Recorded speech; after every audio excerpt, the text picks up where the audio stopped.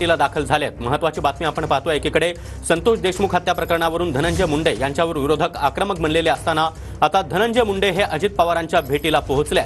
धनंजय मुंडे यांचा राजीनामा घेण्यात यावा अशी मागणी विरोधकांकडून केली जाते। सुरेश धस असतील, त्याचबरोबर संदीप क्षीरसागर आणि माजलगावचे अजित पवार गटाचे आमदार प्रकाश सोळंके यांनी देखील धनंजय मुंडे यांच्या राजीनाम्याची मागणी केलेली आहे। आणि आता या सगळ्या पार्श्वभूमीवर धनंजय मुंडे अजित पवारांच्या भेटीसाठी मंत्रालयात दाखल झालेले आहेत। अजित पवार हे आता मंत्रालयामध्ये दाखल झालेले आहेत आणि त्यांच्या भेटीसाठी आता धनंजय मुंडे हे देखील पोहोचले आहेत। आणि या संदर्भात अधिक माहिती देत आहेत आमचे प्रतिनिधी विनायक डावरुंग। विनायक, एकीकडे राजीनाम्याची मागणी, आता धनंजय मुंडे हे अजित पवारांच्या भेटीसाठी पोहोचले आहेत। बरोबर आहे सागर, आपण जर पाहिलं तर विरोधी पक्षातील सर्व पक्ष आमदारांनी आज राज्यपालांची भेट जी आहे ती घेतलेली पाहायला मिळाली। त्यावेळी सुद्धा धनंजय मुंडे मंत्री जे आहेत त्यांचा राजीनामा घ्या अशी मागणी झालेली पाहायला मिळाली। आणि त्यानंतर धनंजय मुंडे अजित पवार उपमुख्यमंत्री यांच्या भेटीसाठी मंत्रालयात आलेली आपल्याला पाहायला मिळते। त्यामुळे या दोन प्रमुख नेत्यांमध्ये आता काय चर्चा होते हे बघावं लागेल, कारण वारंवार धनंजय मुंडे यांचा राजीनामा जो आहे तो घेतलाच पाहिजे अशी मागणी लावून धरलेली पाहायला मिळते। त्यामुळे साहजिकच या राजीनाम्यावरती काही चर्चा होते का हे बघावं लागेल। नक्कीच विनायक, धन्यवाद या माहितीसाठी। मात्र आता धनंजय मुंडे हे अजित पवारांच्या भेटीसाठी पोहोचलेले आहेत। एकीकडे धनंजय मुंडे यांचा राजीनामा घेण्यात यावा या मागणीसाठी सर्वपक्षीय आमदार आणि नेत्यांनी आज राज्यपालांची भेट घेतली आणि राज्यपालांना तसं निवेदन देखील दिलेलं आहे। दरम्यान या प्रकरणामध्ये आपण लक्ष घालू असं देखील राज्यपाल CP राधाकृष्णन यांनी म्हटलंय। आणि या सगळ्या पार्श्वभूमीवर आता धनंजय मुंडे हे अजित पवारांच्या भेटीसाठी मंत्रालयात दाखल झालेले आहेत।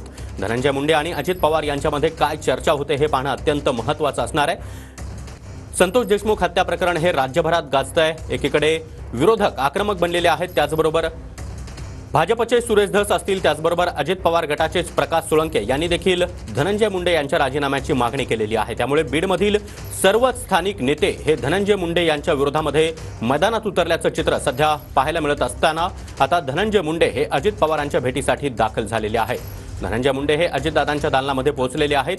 अजित पवार आणि धनंजय मुंडे यांच्यामध्ये काय चर्चा होते हे पाहणं अत्यंत महत्त्वाचं असणार आहे। संतोष देशमुख हत्या प्रकरणाचे पडसाद हे संपूर्ण राज्यात उमटलेले आहेत।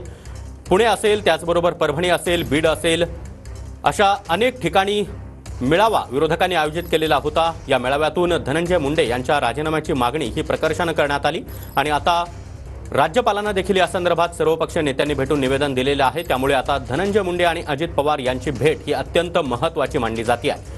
ही एक्सक्लुझिव्ह दृश्य आपण पाहतोय। एकीकडे धनंजय मुंडे यांच्या राजीनाम्याच्या मागणीसाठी राज्यपालांच्या भेटीसाठी सर्वपक्षीय नेते पोहोचले होते आणि त्यानंतर आता धनंजय मुंडे हे अजित पवारांच्या भेटीसाठी दाखल झाले आहेत। धनंजय मुंडे आणि अजित पवार यांच्यामध्ये नेमकी काय चर्चा होते हे पाहणं अत्यंत महत्त्वाचं आहे। धनंजय मुंडे या भेटीनंतर माध्यमांशी संवाद साधणार का हे पाहणं देखील तितकंच महत्त्वाचं असणार आहे। तर पुन्हा एकदा जाणार आहोत विनायक यांच्याकडे। विनायक, गेल्या किती वेळापासून ही भेट सुरू आहे? धनंजय मुंडे आणि अजित पवार यांच्या भेटीकडे महत्त्वपूर्ण नजरेनं पाहिलं जात आहे।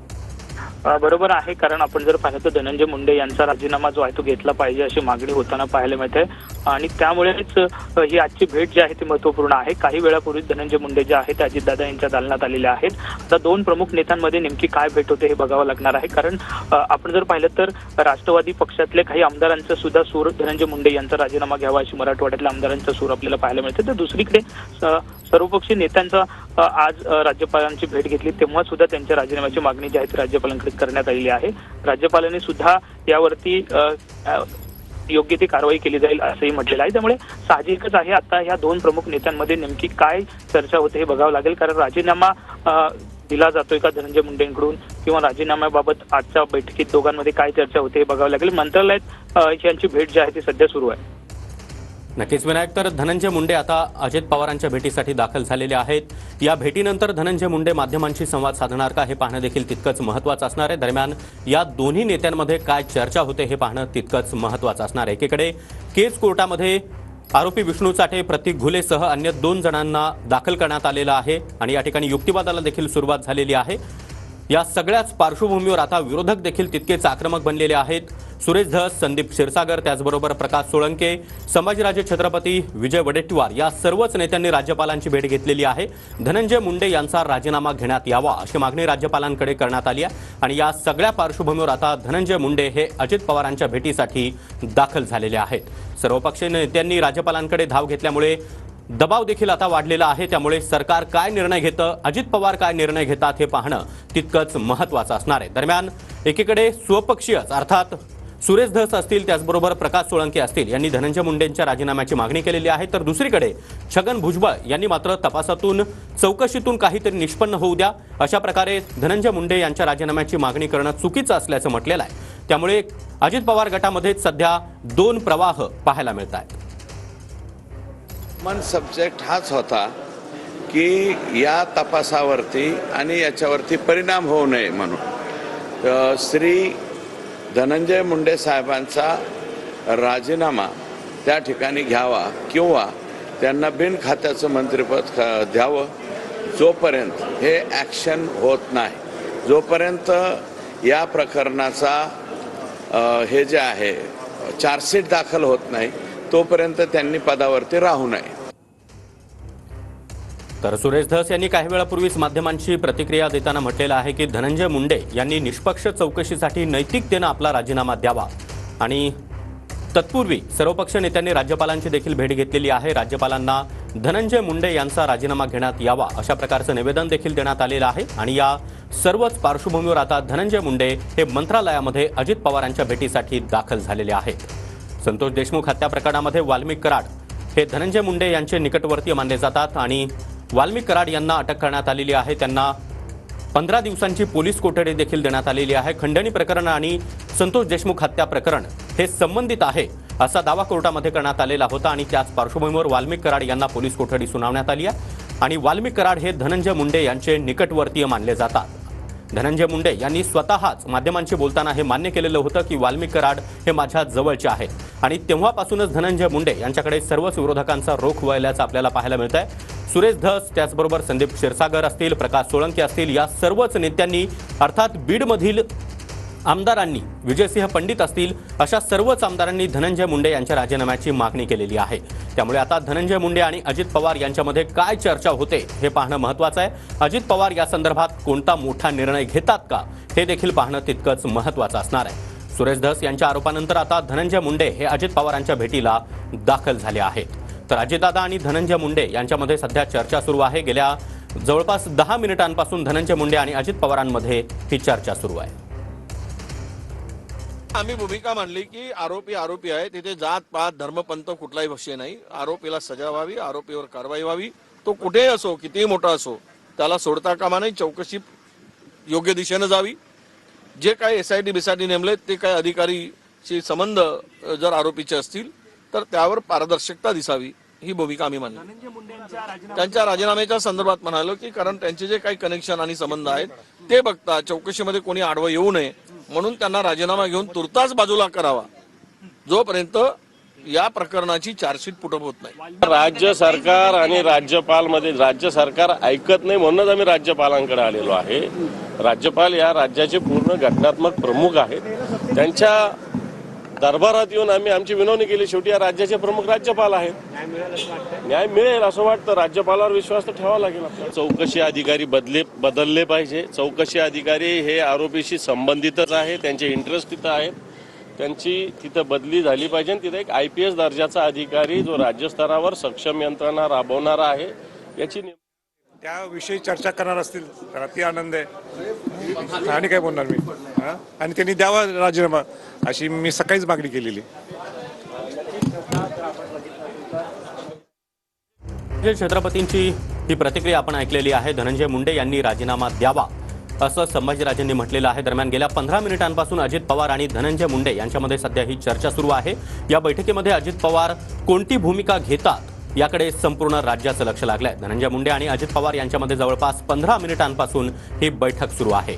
तर अजित पवार काय भूमिका घेणार याकडे देखील आता लक्ष लागलेलं आहे। धनंजय मुंडेंनी राजीनामा द्यावा असं संभाजीराजे त्याचबरोबर सर्वच विरोधकांनी केलेली आहे। धनंजय मुंडे आणि अजित पवार यांच्यामध्ये 15 मिनिटांपासून मंत्रालयामध्ये अजित पवारांच्या दालनामध्ये ही बैठक सुरू आहे आणि या बैठकीमध्ये काय चर्चा होते, अजित पवार धनंजय मुंडे यांच्याबाबत कोणता मोठा निर्णय घेतात का हे पाहणं देखील तितकंच महत्त्वाचं असणार आहे। दरम्यान बीडमध्ये सर्वच स्थानिक नेते, सर्व स्थानिक आमदार विरुद्ध धनंजय मुंडे असं चित्र सध्या निर्माण झालेलं आहे। धनंजय मुंडे विरुद्ध सुरेश धस असतील, संदीप क्षीरसागर असतील, त्याचबरोबर पंडित घराणं असेल. इतकंच नाही तर स्वपक्षीय प्रकाश सोळंके यांनी देखील धनंजय मुंडे यांच्या राजीनाम्याची मागणी केलेली आहे. त्यामुळे बीडमध्ये आता धनंजय मुंडे यांचं वर्चस्व कमी होतं का हे पाहणं तितकंच महत्त्वाचं असणार आहे. दरम्यान गेल्या 15 मिनिटांपासून अजित पवार आणि धनंजय मुंडे यांच्यामध्ये ही बैठक सुरू आहे. अजित पवार बीडमधील सर्वच परिस्थितीची माहिती घेत आहेत आणि या बैठकीनंतर धनंजय मुंडे यांच्यासोबतच्या चर्चेनंतर अजित पवार काही निर्णय घेतात का हे पाहणं तितकंच महत्त्वाचं असणार आहे. सुरेश धस यांच्या आरोपानंतर धनंजय मुंडे आता अजित पवारांच्या भेटीसाठी दाखल झालेले आहेत. सुरेश धस यांनी पुण्यामध्ये बोलताना धनंजय मुंडे यांच्या सातपुडा बंगल्यावरच खंडणी प्रकरणाची बैठक पार पडलेली होती. आवादा कंपनीकडे धनंजय मुंडे यांनीच 3 कोटी रुपयांच्या खंडणीची मागणी केलेली होती. मात्र 2 कोटींची डील झाली असा खळबळजनक दावा देखील केलेला होता. त्यानंतर आज सर्वपक्षीय नेत्यांनी राज्यपालांची भेट घेत धनंजय मुंडे यांचा राजीनामा घेण्यात यावा असं निवेदन राज्यपालांना दिलेलं आहे. दरम्यान राज्यपालांनी देखील आपण या प्रकरणामध्ये लक्ष घालू असं आश्वासन दिलेलं आहे. आणि त्यानंतर आता राजकीय दबाव कुठेतरी वाढलेला आहे. याच पार्श्वभूमीवर धनंजय मुंडे अजित पवारांच्या भेटीसाठी दाखल झालेले आहेत. तर गेल्या 15 ते 20 मिनिटांपासून अजित पवार आणि धनंजय मुंडे यांच्यामध्ये चर्चा सुरू आहे. अजित पवारांकडून या संपूर्ण प्रकरणाची माहिती घेतली जाते. त्याचबरोबर बीडमध्ये सध्या काय राजकीय स्थिती आहे याचा आढावा देखील अजित पवार घेत आहेत. आणि या सगळ्या पार्श्वभूमीवर अजित पवार आणि धनंजय मुंडे यांच्या बैठकीमध्ये काय चर्चा होते हे पाहणं महत्त्वाचं आहे. दरम्यान हत्या प्रकरणातील आरोपींना सोडणार नाही असं मुख्यमंत्री देवेंद्र फडणवीस यांनी म्हटलंय. धमकी देण्याचा प्रयत्न केल्यास सोडणार नाही असं देखील मुख्यमंत्री देवेंद्र फडणवीस यांनी म्हटलंय. बीड हत्या प्रकरणावरून मुंडे यांच्या प्रकरणासंदर्भात आता मुख्यमंत्री देवेंद्र फडणवीस यांनी हा इशारा दिलाय. या सगळ्या प्रकरणामध्ये राज्य सरकारने अत्यंत निर्धाराने कारवाई केलेली आहे. कुठेही आम्ही मागे हटलेलो नाही, मागे हटणार नाही, कोणाला सोडणार नाही आणि कोणी कोणाला धमक्या देण्याचा प्रयत्न केला तर त्यालाही सोडणार नाही. तर मुख्यमंत्री देवेंद्र फडणवीसांची ही प्रतिक्रिया आपण ऐकलेली आहे. धमकी देणाऱ्याला मी सोडणार नाही, तर हत्या प्रकरणातील आरोपींना देखील दोषी ठरल्यास सोडणार नाही असं त्यांनी म्हटलेलं आहे. दरम्यान अजित पवार आणि धनंजय मुंडे यांच्यामध्ये गेल्या 15 मिनिटांपासून मंत्रालयामध्ये ही बैठक सुरू आहे. या बैठकीमध्ये काय चर्चा होते आणि त्यानंतर अजित पवार कुठल्या निर्णयापर्यंत पोहोचतात का हे पाहणं तितकंच महत्त्वाचं असणार आहे. दरम्यान संभाजीराजे छत्रपती, अंबादास दानवे, विजय वडेट्टीवार, सुरेश धस यासह इतरही नेत्यांनी राज्यपालांची आज भेट घेतलेली आहे. आणि या भेटीमध्ये राज्यपालांना एक निवेदन देखील देण्यात आले. त्यामध्ये धनंजय मुंडे यांचा राजीनामा घेण्यात यावा अशी मागणी करण्यात आलेली आहे.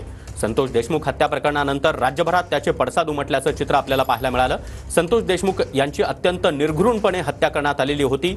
मस्साजोगमध्ये जे पवनचक्की बसवण्यात आलेले आहेत त्या आवादा कंपनीच्या पवनचक्कीकडे अर्थात तिथल्या कर्मचाऱ्यांकडे खंडणीची मागणी करण्यात आलेली होती. त्यामध्ये मोठा वाद आणि मारहाणीचा प्रकार समोर आलेला होता. यामध्ये आपल्या गावातील वॉचमनला मारहाण होत असल्यामुळे संतोष देशमुख हे त्या ठिकाणी पोहोचलेले होते आणि तोच राग मनात धरत आरोपींनी संतोष देशमुख यांचं अपहरण करत त्यांची निर्घृणपणे हत्या केली. जवळपास 3 तास संतोष देशमुख यांना निर्घृणपणे मारहाण करण्यात आली आणि त्यामध्ये त्यांचा मृत्यू झाला. आणि त्यानंतर हे प्रकरण संपूर्ण राज्यभरामध्ये गाजतंय. संतोष देशमुख यांच्या कुटुंबियांना त्यांच्या मुलाबाळांना न्याय मिळावा अशी मागणी सुरेश धस यांनी केली आहे. चार्जशीट दाखल होईपर्यंत धनंजय मुंडेंनी पदावर राहू नये, किंबहुना त्यांना बिनखात्याचा मंत्री करण्यात यावं असं देखील सुरेश धस यांनी म्हटलंय. तर धनंजय मुंडे आणि अजित पवार यांच्यामध्ये गेल्या 15 मिनिटांपासून ही बैठक सुरू आहे. सर्वपक्षीय नेत्यांनी राज्यपालांची भेट घेतल्यानंतर राजकीय दबाव आता वाढला आणि त्यामुळेच कुठेतरी धनंजय मुंडे हे अजित पवारांच्या भेटीसाठी आता दाखल झाले आहेत.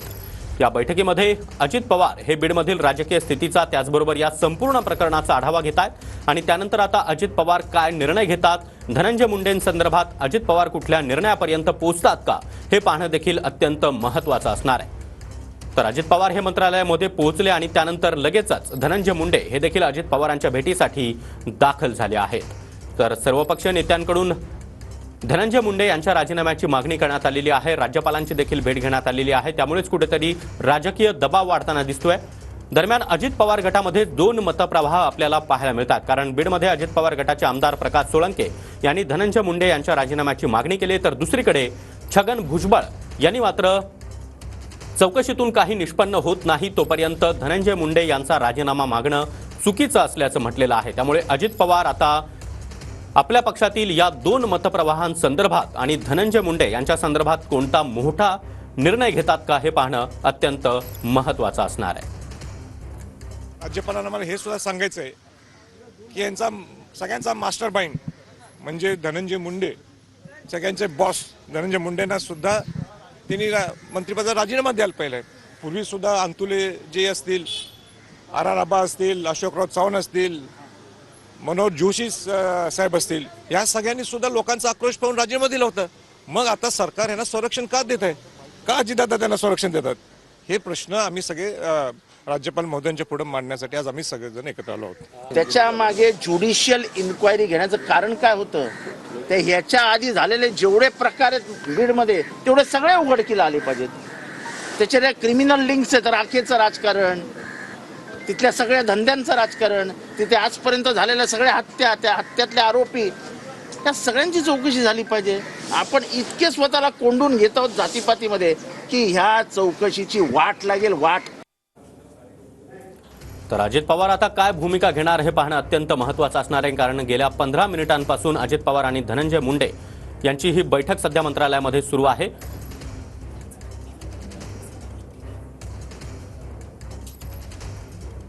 सविस्तर मी सकाळी बोललोय. आता धनंजय मुंडे अजितदादांना का भेटायला आलेत मला कल्पना नाही, आणि त्याविषयी चर्चा करणार असतील तर अति आनंद आहे.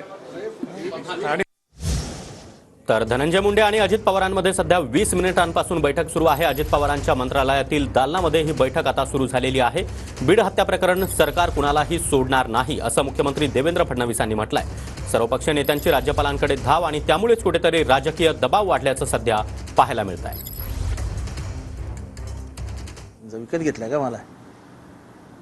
असं प्रत्येक मंत्री आणि सगळ्या मंत्रिमंडळातल्या सगळ्या सहकाऱ्यांच्या मनात आलं की काय आलो ना निवडून, चला बघू 5 वर्षांनी. हे इतकं इतकं इतकं क्लिअर आहे. आणि काय बालिश सारखा तो सांगतो, मी समोरनं येत होतो, तो शिवलिंग मोराळे, मला समोर अण्णा दिसले, अण्णा छोट्या गाडीत होते. मी अण्णांना म्हटलं अण्णा छोट्या गाडीत, मग अण्णांना मोठ्या गाडीत घेतलं. नशीब ट्रक घेऊन नव्हता गेला, नाही तर अण्णा आपल्याला दिसते असे ट्रक घेऊन CID ऑफिसमध्ये. काय भरोसा ना, माणसाची एवढी चालते म्हटल्यावर काही करू शकतो तो. म्हणजे मला ते गँग ऑफ वासेपूरमध्ये नाही, सुरुवातीलाच दाखवला एक सीन, त्याची अंत्ययात्रा निघते, कोणाची गाणी वाजवतच निघतात. म्हणजे गँग ऑफ बीडमध्ये हे जे काय चालू आहे हे सगळं आश्चर्यकारक कायच, पण सर्वात मोठं म्हणजे हास्यास्पद आहेत. 1 महिना होईल 9 तारखेला. काय प्रगती असं जर मी तुम्हा पत्रकारांना विचारलं, खरं तर पत्रकारांकडूनच माहिती येते ना, तर आपण कोण आहे असं खात्रीशीररित्या सांगू शकतो की चौकशीची इतकी प्रगती झाली आहे. असं तर कधी इतकं पत्रकारांना आणि प्रसारमाध्यमांना अंधारात ठेवून चौकशी झाल्याची तर मला कुठली चौकशीच आठवत नाही. आज हे सगळं होत असताना राष्ट्रवादी काँग्रेसचे नेते छगन भुजबळ यांनी धनंजय मुंडे यांची पाठराखण केली. ते म्हणाले की काही राजीनामा घ्यायची गरज नाही. काय वाटतं? नाही, असं हे प्रत्येकाचं आपापलं ओन परसेप्शन असतं. त्याच्यामुळे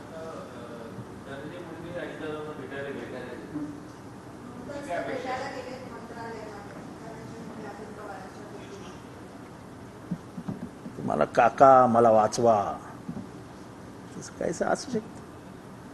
अजित पवार 1 महिन्यांपासून या सगळ्या प्रकरणाबद्दल काय बोलत नाही, सुनील तटकरे बोलत नाहीत, राष्ट्रवादीचे कुठलेच नेते बोलत नाहीत, आणि एकटे छगन भुजबळ त्यांना वाचवायला पुढे आले किंवा त्यांच्या बचावासाठी पुढे आले. छगन भुजबळांवर काही दबाव वगैरे असू शकतो हे मान्य करावंच लागेल. त्यापेक्षा मला छगन भुजबळांचं ह्या सगळ्या प्रकरणाबद्दल काय मत आहे ते असू शकतं, पण महाराष्ट्राचं मत हे छगन भुजबळांच्या वेगळं आहे. आता इथे मारपकवार बसलेत, लेंटिन आयोगच्या वेळेस काय झालं? आत्तापर्यंत जेवढे आयोग नेमलेत चौकशीच्या आधी सदर मंत्र्यांचे राजीनामे घेतलेले आहेत. अगदी निलंगेकरांचा मुख्यमंत्री असताना, अंतुलेंचा मुख्यमंत्री असताना, विलासराव देशमुखांचा मुख्यमंत्री असताना, अशोक चव्हाण मुख्यमंत्री असताना, RR पाटील आदर्शमध्ये चौकशी नाही, त्याच्या आधीच ते घरी गेले. म्हणजे